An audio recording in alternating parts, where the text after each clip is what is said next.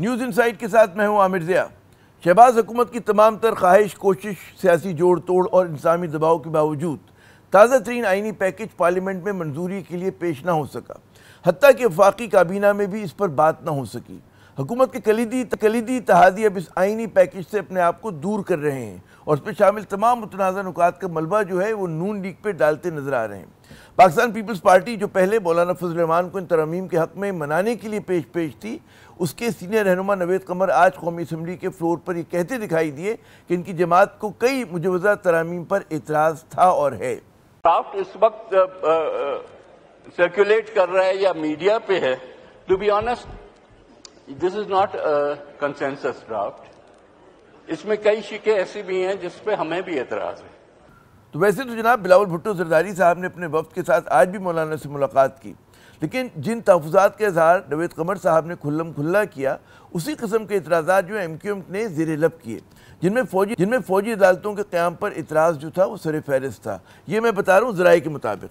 अच्छा, नून लीग के छोटे इत्तेहादी जैसे बलूचिस्तान की नेशनल पार्टी भी बज़ाहिर जो है बहालत मजबूरी इन तरामीम की हिमायत पर तैयार हुई, लेकिन इसने कई तहफ़्फ़ुज़ात का इज़हार भी किया और ये शर्त भी आयद की कि जी बलूचिस्तान में दहशत गर्दी के ख़िलाफ़ लड़ाई में पाक फ़ौज के इख्तियारात में जो इजाफ़ा जो है वो उसको कबूल नहीं होगा। तहरीक इंसाफ तो खैर से मुस्तनद किस्म की इसमें इख्तिलाफ़ है, लेकिन इस लम्हे के असल हीरो जो हैं वो बज़ाहिर मौलाना फजल रहमान साहब हैं, जिनकी एक ना जो है हुकूमत पर गुर्ज बन कर गिरी है। मीडिया से हमने पूछा है, उनके फ़ोन हमें आ रहे हैं कि जी कोई कॉपी आपके पास। मैंने कहा आपको कॉपी नहीं दी गई और आप नशर कर रहे हैं उसको। कहते हमें कॉपी भी नहीं मिल रही। जब कॉपी नहीं दे रहे, न हमें दे रहे हैं और न उनको दे रहे हैं, इससे पता चलता है कि दाल में सारा काला काला है। आईनी तरमीम पर इत्तेफाक राय न होने की बड़ी वजह हुकूमत के नाक़दीन के बकौल अदम शफाफियत और नीयत में खोट है। अदम शफाफियत के इससे बड़ा सबूत और क्या होगा कि खुद हुकूमती इत्तेहाद से ताल्लुक़ रखने वाले सेनेट और कौमी असम्बली के अरकान भी इन तरमीम के हवाले से आखिरी लम्हे तक तारीकी में रखे गए। हुकूमती इत्तेहाद से ताल्लुक़ रखने वाले अरकान को हुक्म दिया गया कि वो हर हालत में इस्लामाबाद में मौजूद रहें, जिस पर बहुत से अरकान जो थे वो नाराज़ हमें दिखाई दिए। हुकूमती इत्तेहाद से ताल्लुक़ रखने वाली एक खातून मेंबर ने, जो कौमी असम्बली की मेंबर हैं, उनके बकौल पार्लियामेंट हाउस में बेमाना तवील नशिस्तें और इंसान ने उन्हें अडियाला जेल का मज़ा जो है वो दे दिया। इनकी नाराज़गी जो है बेवजह न थी, क्योंकि वो दूसरे शहर अपने घर वापसी के लिए बेचैन थी और यही सूरत हाल बहुत से दीगर अरकान की थी। हुकूमत की ख्वाहिश ये नज़र आई कि हुक्मरान इत्तेहाद और मौलाना फजल रहमान की जमीयत उलमाए इस्लाम के अरकान कठपुतलियों की तरह इन तरामीम पर आंखें बंद करके मोहर लगा दें। ज़ाहिर है कि जब हुक्मरान इत्तेहाद के अरकान की अक्सरियत के लिए ये तरामीम जो है पर्दा राज में थी, तो हिज़्ब इख्तिलाफ को इनका इल्म कैसे होता। हुकूमत की तरफ से इन तरामीम पर इत्तेफाक राय पैदा करने, इन पर बहस करने और नोक पलक दुरुस्त करने की रत्ती भर कोशिश हमें नज़र नहीं आई। तासुर ये दिया जाता रहा कि ये तरामीम बस नाजिल होंगी और अरकान फ़र्ज समझ कर इन पर अंगूठा लगा दें, लेकिन मौलाना साहब ने अपनी सेनेट की फ़कत 5 और कौमी असम्बली की 8 नशिस्तों के साथ जो है खेल पलटा दिया।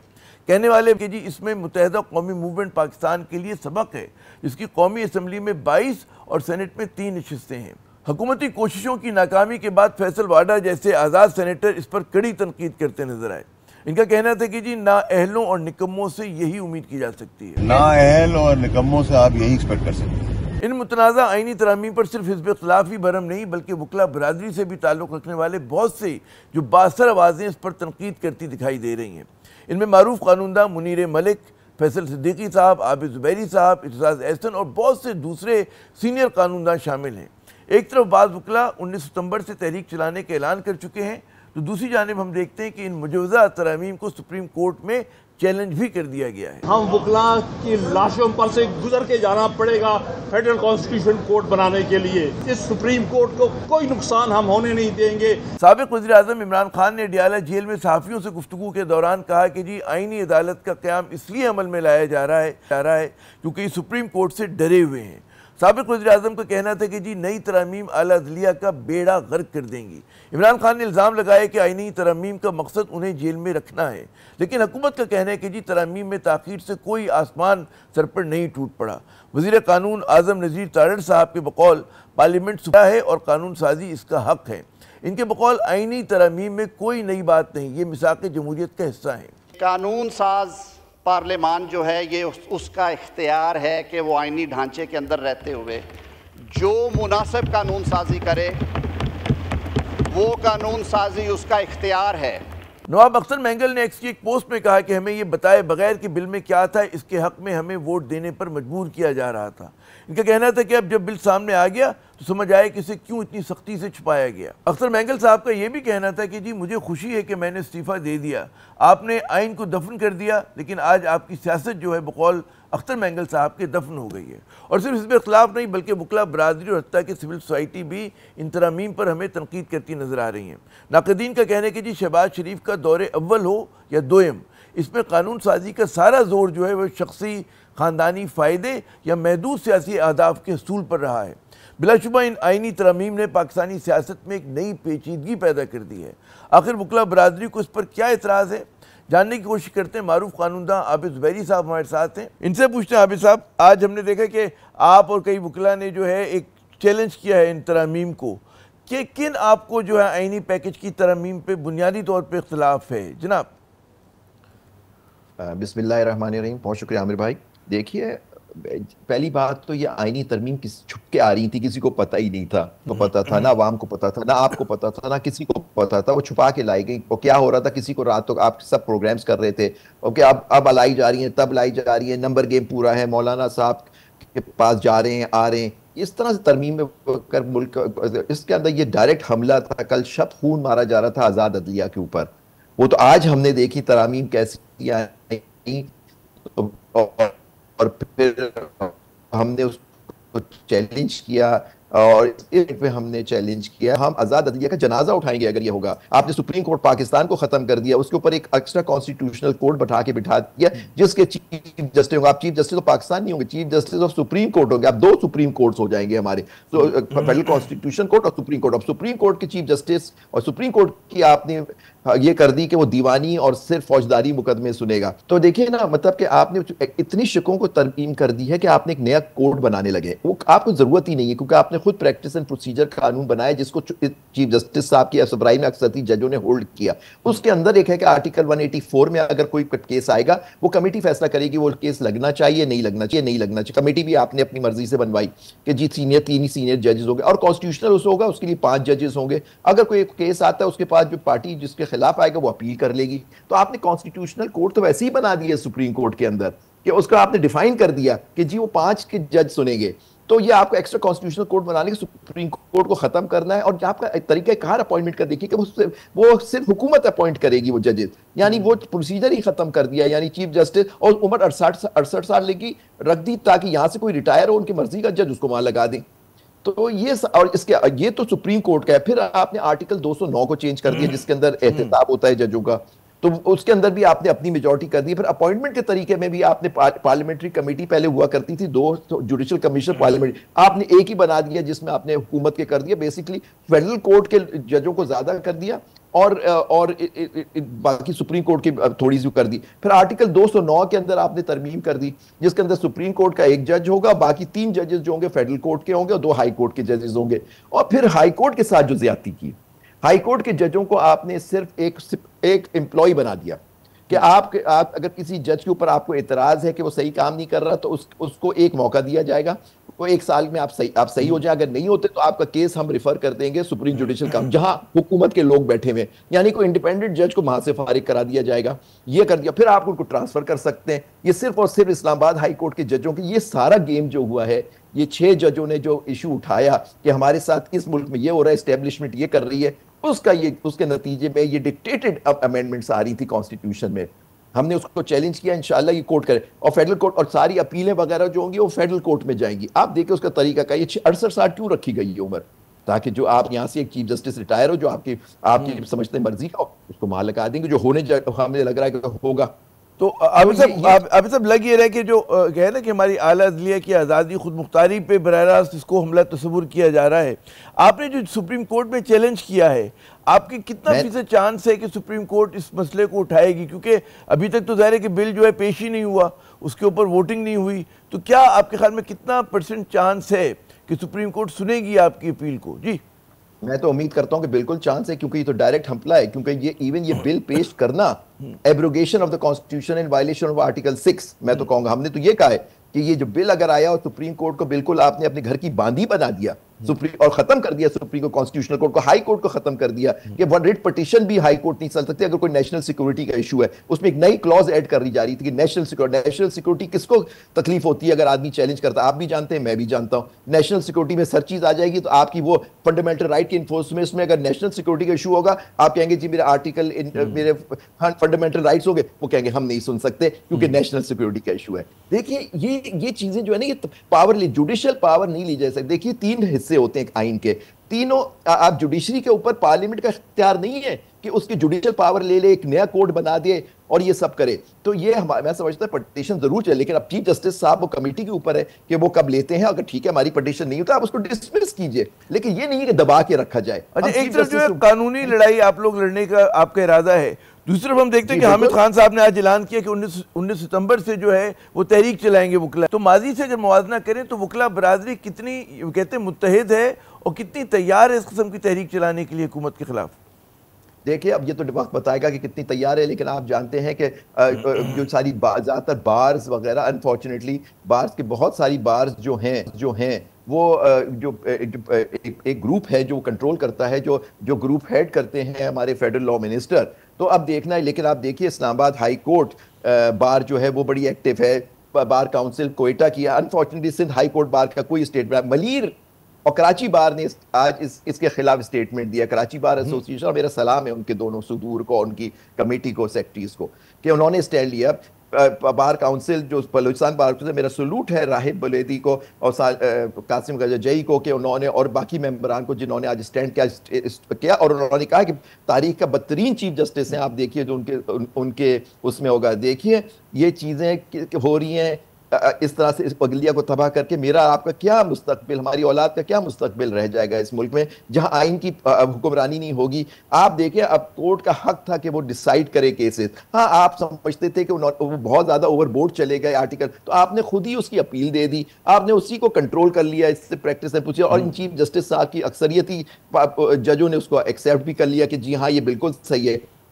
اچھا، آپ کو کوئی امید ہوئی؟ آپ جس طرح سے مزاحمت آئی ہے، مولانا فضل الرحمان صاحب ڈٹ گئے تو لوگ بہت ان کی تعریف کریں، آپ کو لگ رہا ہے کہ پارلیمنٹ میں سے ایسی آوازیں اٹھیں گی کہ اس عمل کو مکمل نہ ہونے دیں؟ آپ کو اس بات کی کوئی امید ہے؟ وہاں آپ کے اتحادی ہیں جی، پیپلز پارٹی سے آپ کو کیا امید ہے؟ دیگر جو جماعتیں ہیں جو اپنے آپ کو جمہوریت کی دعوے دار کہتی ہیں، آپ لوگ رابطہ کریں گے ان سے، ان کو کنونس کریں گے کہ جی کتنا خطرناک ہے ہماری اعلیٰ عدلیہ کے لیے، انصاف کے لیے؟ جی دیکھیے وہ خود پارلیمنٹیرین سے مقرر ہے، وہ آئین سازی قانون سازی ان کا کام ہوتا ہے، لیکن وہ آئین سازی قانون سازی سے ایک انسٹیٹیوشن کو تباہ نہیں کر سکتے. یہ میرا کہنا ہے. اب جن جماعت آپ دیکھیں جو بڑی جماعتوں کا آپ نے نام دیا وہ تو ساتھ ہیں. میرا تو سلام ہے اور آفرین ہے مجھے مولانا فضل الرحمان پہ، ہمارے بھائی ہیں سابق صدر ہیں سپریم کورٹ کے کامران مرتضیٰ صاحب پہ، جنہوں نے آئی ایم شیور ان کی ایڈوائز اس میں ضرور شامل ہوگی کہ یہ عدلیہ کو تباہ کیا جا رہا ہے. اور میرا آفرین ہے مینگل صاحب پہ جنہوں نے آج سٹینڈ لیا ہے کہ یہ بالکل غلط ہو رہا ہے یہ جو ہو رہا ہے. دیکھیں یہ وہ لوگ ہیں. باقی جماعتیں آپ دیکھیے سب ان کے ساتھ ہیں کیونکہ وہ یہ ہائیبرڈ سسٹم ہے، وہ تو الیکٹڈ پارلیمنٹ ہی نہیں ہے، یہ فارم 47 کی پارلیمنٹ بیٹھی ہوئی ہے آپ کے پاس. اور دوسری بات پارلیمنٹ مکمل بھی نہیں ہے کیونکہ جو سپریم کورٹ آرڈر کرتی ہے کہ یہ سیٹیں ان کی ملنی چاہیے پی ٹی آئی کو، اور آپ نہیں کریں گے. آج دیکھیے 2-3 دن ہو گئے انہوں نے آج تک نوٹیفائی نہیں کیا کہ جی ہمیں ابھی بھی ابہام ہے. یہ کیا ہو رہا ہے؟ سپریم کورٹ کو اوپن ڈیفائنس ہو رہی ہے. آرٹیکل 190 میں ابھی سپریم کورٹ ہے، اور آپ کو پتہ ہے آرٹیکل 90 کی بھی امینڈمنٹ ہے اس کے اندر پروپوز کہ آپ سپریم کورٹ کو نکال کے صرف فیڈرل کانسٹیٹیوشنل کورٹ ڈالا جا رہا ہے. سپریم کورٹ کا آرڈر اس کو کسی کو ماننے کی ضرورت نہیں ہے. اچھا، 2 میرا آخری سوال آپ سے، مجھے پتا ہے کہ وقت کم ہے ہمارے سیگمنٹ کا، مجھے صرف یہ بتائیے گا کہ یہ جو ایک تاثر دیا جا رہا ہے کہ جی اگر یہ آئینی ترامیم جو ہیں منظور کر لی جاتی ہیں اس کے بعد جو ہے کہ سپریم کورٹ ان کو ٹیک اپ کر سکے گی؟ کیسے کر سکے گی؟ دیکھیے پھر ایک ایشو اٹھ جائے گا کہ اب تو فیڈرل کورٹ بن گیا، درست، تو یہ پٹیشن ساری جو وہاں پینڈنگ ہے وہاں ٹرانسفر ہو جائیں گی. دیکھیے یہی ہے، that's why our petition is maintainable, کہ یہ آئینی ترمیم ہو ہی نہیں سکتی. یہ پریزیڈنٹ سائن نہیں کرنا چاہیے اگر دونوں ہاؤسز پاس کرتے ہیں. آپ کو یاد ہو حزبہ بل کا کیس تھا، یہ جو خیبر پختونخوا میں انہوں نے ایک بل بنا رہے تھے، سپریم کورٹ نے اس وقت گورنر کو روک دیا تھا کہ آپ سائن نہیں کریں گے اس بل کو. اچھا، بظاہر یہ لگ رہا ہے عابد صاحب، بظاہر یہ لگ رہا ہے کہ جو حکومت ہے وہ نہیں چاہتی کہ جی منصور علی شاہ صاحب جو ہیں وہ نہیں، اب ان کو کوئی تکلیف نہیں ہوگی. بھائی اب کوئی تکلیف نہیں ہوگی ان کو. جسٹس منصور علی، وہ ایک منصور علی شاہ صاحب ایک دیوانی اور فوجداری عدالت کے چیف جسٹس سپریم کورٹ ہوں گے، چیف جسٹس پاکستان نہیں ہوں گے اس ترمیم کے تحت. تو منصور علی شاہ صاحب آ جائیں، کچھ ان کی ساری پاور تو سپریم کورٹ کی آپ نے ختم کر کے آپ نے فیڈرل کانسٹیٹیوشنل کورٹ کو دے دی. تو ایون اپیلیں جو ہوں گی ہائی کورٹ کی ریٹ کی وہ بھی اس فیڈرل کورٹ میں ہوں گی، اس میں تو ہوگی ہی نہیں. تو منصور علی شاہ بن کے بیٹھے رہے چیف جسٹس، وہ سول کیسز کے اور فوجداری یعنی کرمنل کیسز کے فیصلے کرتے رہے بیٹھ کے. تو اب میرے خیال سے اب ایشو نہیں ہوگا. لیکن کیونکہ اپنی مرضی کے ججز آپ نے لگانے، ان 68 سال عمر رکھنے کا مقصد یہ ہے کہ یہاں سے کوئی جج ابھی ریٹائر ہو رہا ہے تو اس کو وہاں آپ اس کو وہاں کر دیں اور وہ آپ کا کام کرتا ہے بیٹھا رہے. کیونکہ وہ اپوائنٹمنٹ کا طریقہ ہی ہے، پریزیڈنٹ صاحب اور پرائم منسٹر صاحب اپوائنٹ کریں گے وہاں کے ججز کو، اور وہی ان کے 209 کی پاور بھی ان کے پاس ہے. وہ کوئی ہائی کورٹ سپریم کورٹ کا جج غلط کرے گا، آپ وہاں آپ کیس بھیجیں گے، ان کو وہاں سے فارغ کر دیا جائے گا. جی بہت بہت شکریہ عابد زبیر صاحب، آپ نے اپنا قیمتی وقت دیا. انہوں نے بہت ہی میرے خیال میں بڑا جملہ جو ہے عطا کیا ہے کہ جی آئین سازی سے آپ اداروں کو تباہ نہیں کر سکتے. تو ناظرین یہاں پہ ہم ایک وقفہ لیتے ہیں، وقفے کے بعد جب دوبارہ ہم حاضر ہوں گے ہمارے ساتھ موجود ہوں گے جمعیت علماء اسلام فضل گروپ کے رہنما راشد سمرو صاحب. ان سے پوچھیں گے کہ اب ان کی جماعت کے کیا آگے کے ارادے ہیں، کس طرح سے وہ اس آئین سازی کو جس کی حکومت ابھی بھی اس کے لیے پہنچا ہے اس کو روکنے کے لیے کیا کرتے ہیں یا ان سے تعاون کرتے ہیں. پروگرام میں ناظرین ایک مرتبہ پھر خوش آمدید. تو سہرا جو اس وقت لوگ تعریف کر رہے ہیں وہ کر رہے ہیں جی جمعیت علماء اسلام فضل نے کیا کردار ادا کیا، کہ جو کہتے ہیں نا کہ اعلیٰ عدلیہ کی بالادستی کے لیے، اس کی خود مختاری کے لیے. تو ہمارے ساتھ موجود ہیں JUIF کے سینئر رہنما محترم راشد سمرو صاحب. ان سے پوچھتے ہیں کہ جناب مولانا فضل الرحمان صاحب کو کیا ان پہ بہت ان سے کہتے ہیں اپیل کی گئی، ان پہ دباؤ تھا کہ جناب وہ تعاون کرے حکومت کے ساتھ، لیکن انہوں نے تعاون نہیں کیا. کن نکات پر بنیادی طور پہ مولانا صاحب کو اعتراض تھا؟ راشد صاحب ہمیں یہ بتائیے سب سے پہلے. جی سب سے پہلے تو آپ کا بہت شکریہ. آپ نے مولانا فضل الرحمان صاحب کی چند دن قبل اسمبلی میں تقریر سن لی تھی. جی اس وقت مولانا صاحب نے واضح فرما دیا تھا کہ ایکسٹینشن قبول نہیں ہے، عمر میں اضافہ قبول نہیں ہے، چاہے وہ کسی جج کا ہو، چاہے وہ کسی جرنیل کا ہو، چاہے وہ کسی بیوروکریٹ کا ہو. تو وہ معاملہ تو وہیں پر ختم ہو گیا تھا، اور پھر حکومت اثر نو ایک نئی چیز کی طرف گئی جس میں مولانا صاحب نے اپنی تقریر میں واضح فرمایا تھا کہ آئین میں اگر اصلاحات ہوں گی، عدلیہ میں اصلاحات ہوں گی تو اس پر غور کیا جا سکتا ہے. کیونکہ ہم سمجھتے ہیں کہ عدالتی نظام کے اندر بہت ساری اصلاحات کی ضرورت ہے کہ عدالتی نظام کے اندر عوام کو سستا اور تکڑا انصاف ملے. کیونکہ میں خود اس وقت جب آپ سے بات کر رہا ہوں تو اپنے والد شہید کے خون میں 11 سال سے لوور کورٹ کے دھکے کھا رہا ہوں. مجھے تاریخ پہ تاریخ مل رہی ہے. اب مجھے نہیں پتا کہ لوور کورٹ سے میرے باپ کے کیس کا فیصلہ کب ملے گا. ایک ممبر پارلیمنٹ جو ہے وہ اس کا case, high profile case, lower court سے نہیں نمٹا. پھر ہائی کورٹ کتنا وقت لگائے گی، سپریم کورٹ کتنا وقت لگائے گی. تو JUI سمجھتی ہے کہ عدالتوں کے اندر اصلاحات ضروری ہیں اور اصلاحات ہونی چاہیے. اس حوالے سے اگر کوئی مسودہ آتا ہے تو JUI اس کو قبول کرے گی. یہ جو مسودہ میں خطا کلامی کہہ رہا ہوں، یہ جو مسودہ دیا اس میں ظاہر ہے کہ لوور کورٹس کی تو بات ہی نہیں کی گئی ہے، جو کچھ ان کا زور ہے اعلیٰ عدلیہ کے اوپر ہے. تو آپ سمجھتے ہیں کہ جس قسم کے آپ لوگ چاہتے ہیں کہ اصلاحات ہوں وہ اس پیکج میں تھیں، یا اس کا مقصد جو ہے محدود قسم کے سیاسی اہداف کا حصول ہے؟ جناب میری گزارش سنیں، بل لانے والے ہم نہیں تھے نا. بل لانے والے حکومت کے اراکین تھے. حکومت بل لا رہی ہے، حکومت چاہتی تھی کہ ہم ان کی مدد کریں. ہم نے کہا کہ اگر آپ ہماری مدد چاہتے ہیں، مولانا صاحب کی مدد چاہتے ہیں، JUI کے ووٹ چاہتے ہیں، تو پہلے مسودہ دیں، ہم مسودہ پڑھیں، اس کے بعد ہم آپ کو ہاں یا نہ میں جواب دے سکتے ہیں. کیونکہ اعظم نذیر تارڑ صاحب جب تشریف لائے ان کا موقف کچھ تھا، جب جناب بلاول بھٹو زرداری صاحب تشریف لائے ان کی باتوں میں کچھ، جس طرح آج نوید قمر صاحب نے خود کہا کہ بہت ساری چیزوں پر اسمبلی کے فلور پہ کہا ہے کہ ہمیں بہت ساری چیزوں پر اعتراض ہے، تو ان کے موقف میں بھی کچھ ابہام ہو رہا تھا. ہم نے کہا کہ جی پہلے بل دیں، مسودہ دیں، مسودہ ہم پڑھیں گے، ہمارے قانونی ماہرین اس کا جائزہ لیں گے، اور اس کے بعد ہم پھر اس پر آپ کی حمایت کرنے نہ کرنے کا فیصلہ کریں گے. اس پر تو اتفاق ہے کہ عدالت میں اصلاح ہونی چاہیے. کیا ہونی چاہیے؟ مسودہ ملے گا، پڑھیں گے تو پھر آپ کو بتائیں گے. تو آپ لوگوں کو ملا مسودہ؟ نہیں ملا، ملا یا نہیں ملا؟ میرا خیال میرا خیال یہ ہے کہ کچھ ملا ہے کچھ نہیں ملا ہے، جو ملا ہے اس پر ابھی ہماری قانونی ٹیم کام کر رہی ہے۔ اچھا یہ سوچنے کی بات ہے کہ جب بھی ترامیم ہوتی ہیں آئین میں تو اس میں بڑی پبلک ڈیبیٹ ہوتی ہے، سامنے لائے جاتے ہیں، کیا وجہ ہے کہ حکومت نے اس کو اتنا خفیہ رکھا؟ کیونکہ میری اطلاعات ہیں کہ پیپلز پارٹی اور نون لیگ کے جو لا میکرز ہیں، یعنی کہ ممبران قومی اسمبلی اور سینٹ، ان کی اکثریت کو بھی نہیں پتا تھا 24 گھنٹے 20 گھنٹے 16 گھنٹے پہلے تک کہ اس میں کس چیز کے لیے ووٹ ڈلوائیں گے ان سے۔ جی اگر آپ مجھے معاف کریں، معذرت کے ساتھ میں ایک بات عرض کرنا چاہتا ہوں، یہاں رسہ کشی اقتدار کی ہے، رسہ کشی اپنے لوگوں کو بچانے کی ہے۔ پی ٹی آئی اس پورے نظام کی مخالفت اس لیے کر رہی ہے کہ ان کے مرضی کے پھر جج نہیں آئیں گے، جب ان کے مرضی کے جج نہیں آئیں گے تو خان صاحب جیل سے نہیں نکلیں گے، خان صاحب جیل سے نہیں نکلیں گے تو ہمیں اقتدار کیسے ملے گا؟ حکومت یہ چاہتی ہے کہ جی پی ٹی آئی کے ججوں کا راستہ روکا جائے، لیکن یہاں عوام کے لیے کوئی نہیں سوچ رہا۔ آج بھی اگر یہاں عوام کے لیے کوئی سوچ رہا ہے، عوام کے حوالے سے کوئی بات کر رہا ہے تو وہ مولانا فضل الرحمان صاحب ہیں۔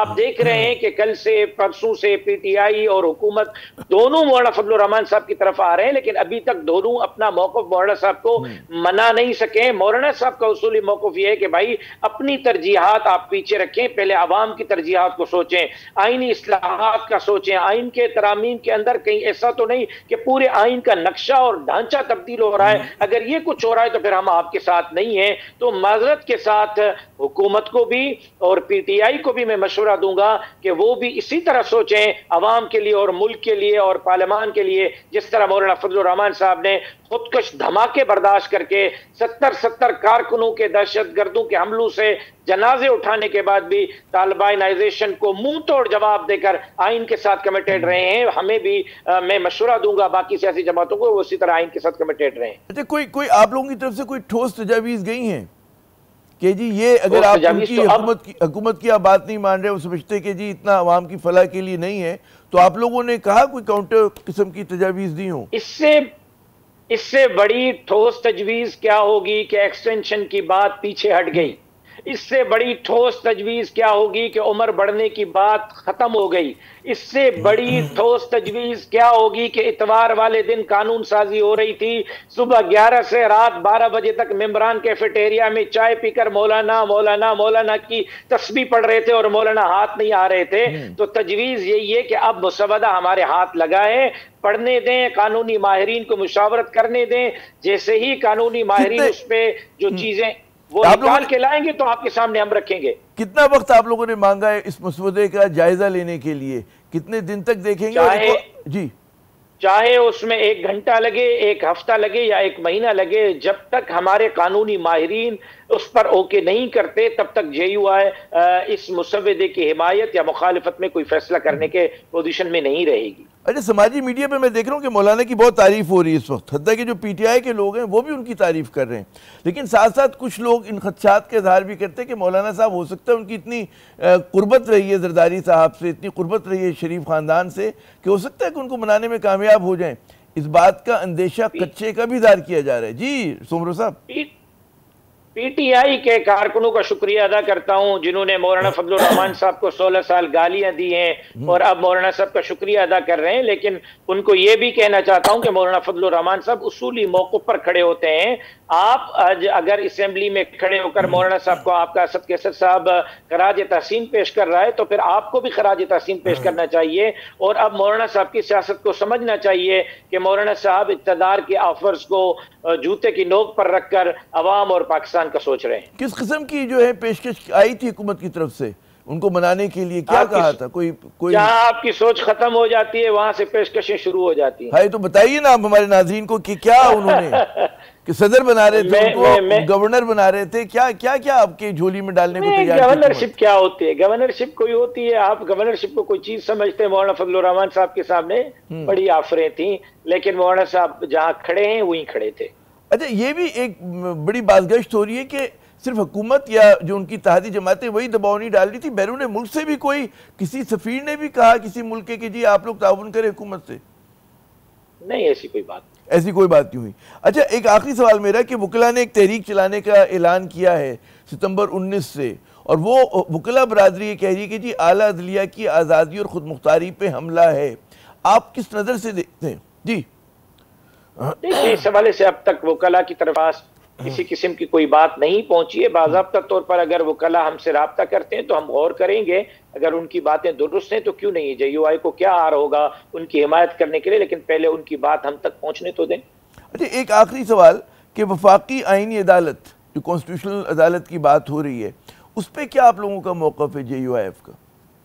دیکھیں اگر سپریم کورٹ کے اندر 24 ہزار کیس پڑے ہوئے ہوں گے اور صرف روزانہ ہمارے سپریم کورٹ کے جج صاحبان ہماری طرف سے جانے والے کیسز, پارلیمنٹ کی طرف سے جانے والے کیسز, الیکشن کمیشن کی طرف سے جانے والے کیسز پر سماعت کریں گے, انتخابی نشان دینا ہے نہیں دینا, وزیر اعظم رکھنا ہے وزیر اعظم ہٹانا ہے, مخصوص سیٹیں دینی ہے مخصوص سیٹیں لینی ہے, اگر اسی میں لگے رہیں گے تو عام آدمیوں کو کب انصاف ملے گا؟ اگر اس نقطہ نظر کو سامنے رکھ کر کوئی ایک الگ عدالت قائم کی جاتی ہے کہ جس عدالت کے اندر آئینی تشریح اور آئینی مسائل کے حل کے لیے کوئی معاملہ ہو, میرا نہیں خیال کہ اس میں کوئی مذائقہ ہونا چاہیے. جی بہت بہت شکریہ راشد سومرو صاحب, آپ نے اپنا قیمتی وقت دیا. ناظرین یہاں پر ہم لیتے ہیں ایک وقفے کے بعد جب دوبارہ حاضر ہوں گے ہمارے ساتھ پاکستان پیپلز پارٹی کے سینئر رہنما محترم سینیٹر سلیم مانڈی والا صاحب موجود ہوں گے.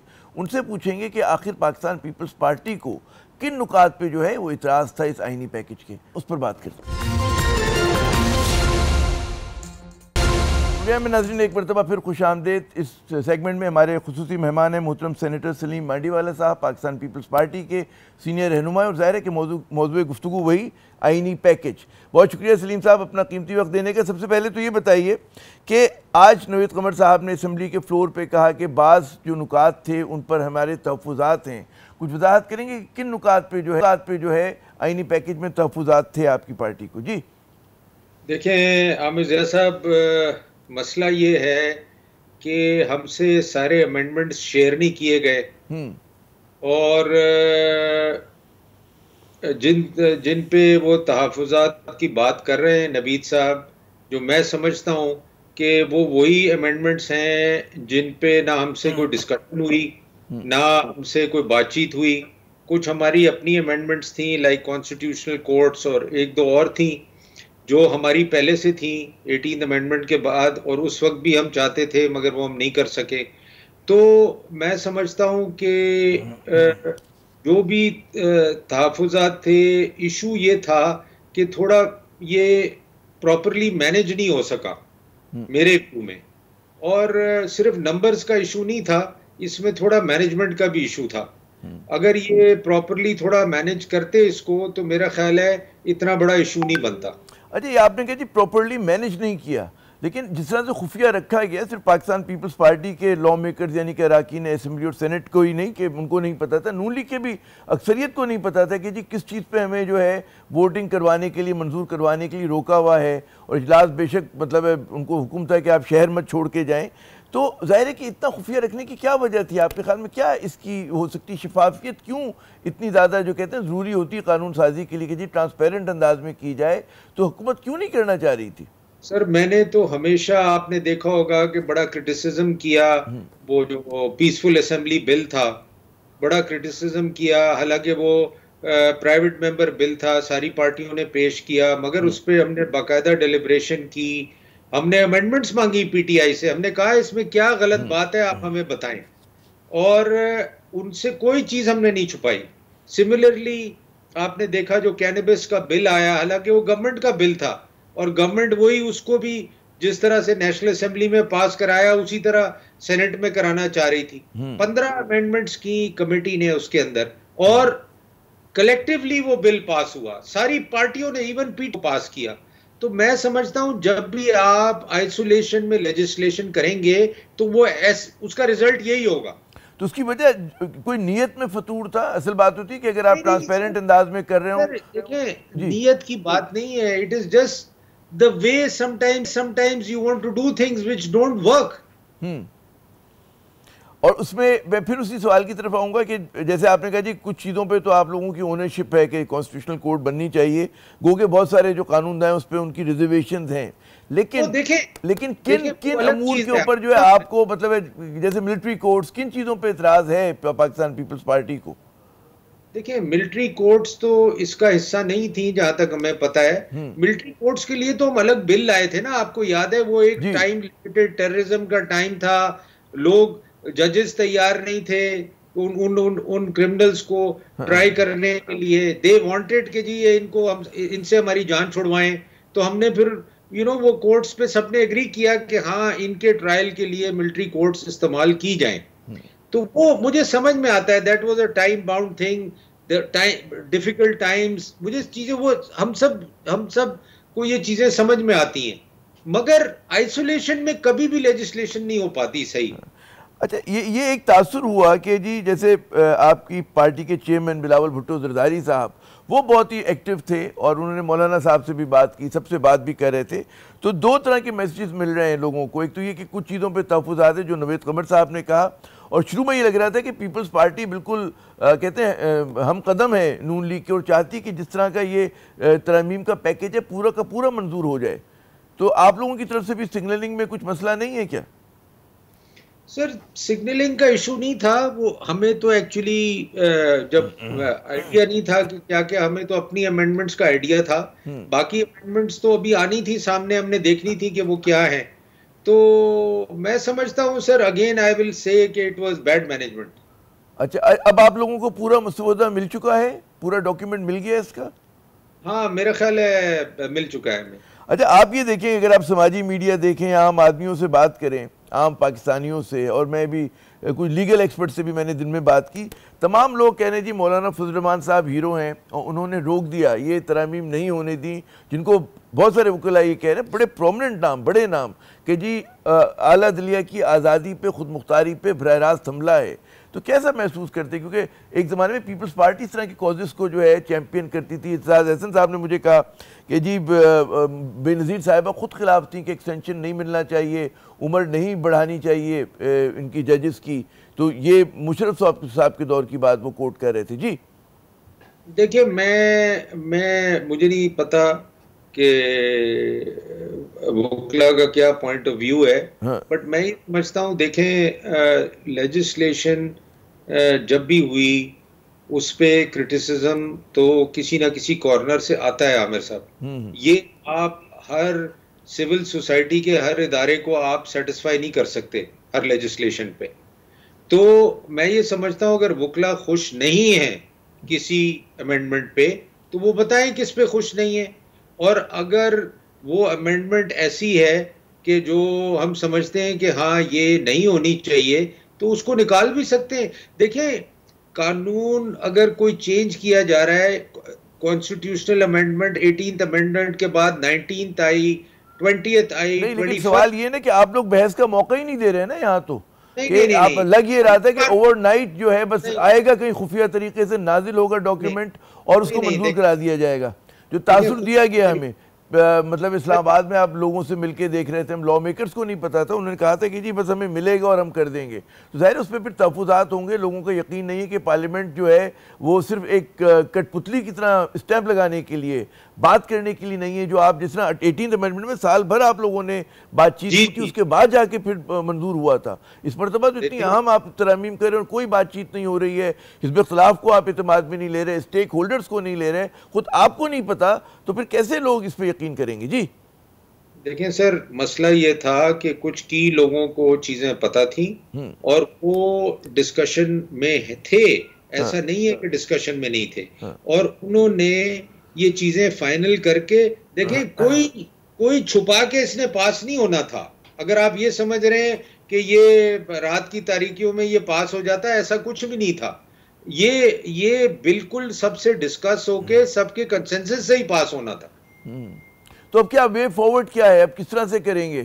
کتنے دنوں کے لیے تاخیر ہوئی ہے, اب دوبارہ کنسنسس بلڈنگ کریں گے, انہیں ٹرانسپیرنٹ مینر کریں گے, یہی جو ماضی میں طریقہ رکھا گیا بھی حال میں ویسے ہی ہوگا قانون سازی؟ جی وے فارورڈ یہی ہے کہ سب کو آپ آن بورڈ لیں, سب سے بات چیت کریں, سب کا کنسنسس کروائیں اور پھر لیجسلیشن لائیں. اور اس سب میں کون کون شامل ہیں؟ اس میں حزب اختلاف شامل ہے, جو ہماری وکلا کی تنظیمیں ہیں وہ شامل ہیں یا نہیں ہیں؟